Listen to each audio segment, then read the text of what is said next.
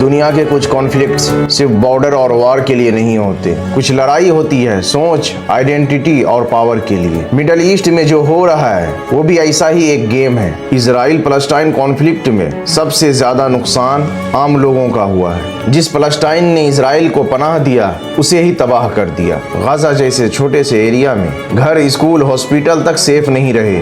इस वार में छोटे बच्चे भी मारे गए जो ना पॉलिटिक्स समझते हैं ना पावर गेम। लेकिन जब पावर स्ट्रांग होती है और जवाब देने वाला कमजोर, तो सबसे पहले इंसानियत मरती है। अमेरिका और इजराइल मिडिल ईस्ट को सिर्फ रीजन नहीं, स्ट्रेटेजिक कंट्रोल जोन के तौर पर देखते हैं। जो कंट्री उनकी बात मान ले वो सही, और जो इंडिपेंडेंट रहना चाहे वो प्रॉब्लम। और ईरान यहीं पर प्रॉब्लम बन जाता है, क्योंकि ईरान अपनी पॉलिसी खुद चलाता है और किसी के प्रेशर में झुकना पसंद नहीं करता। अब सवाल ये है कि ईरान को टारगेट क्यों किया जा रहा है? डायरेक्ट वार महंगा पड़ता है, इसीलिए पहले इकोनॉमी वीक करो, फिर प्रोटेस्ट भड़काओ और फिर बोलो ये लोग खुद गवर्नमेंट से परेशान है। इस प्रोसेस में अपोजिशन को अपना पपेट बना के उसे पुश किया जाता है, नैरेटिव चेंज होता है और धीरे धीरे इस्लामिक आइडेंटिटी को डाइल्यूट किया जाता है कपड़ों से, कल्चर से, ताकि लोग अपनी रूट्स भूल जाए। आयतुल्ला खामनाई सिर्फ ईरान के लीडर नहीं है, वो उन लोगों के लिए आवाज बने जिनके पास आवाज नहीं होती। जब भी किसी मुस्लिम कंट्री पर जुल्म होता है, ईरान ने सबसे पहले हेल्प की बात की, चाहे वो पॉलिटिकल सपोर्ट हो,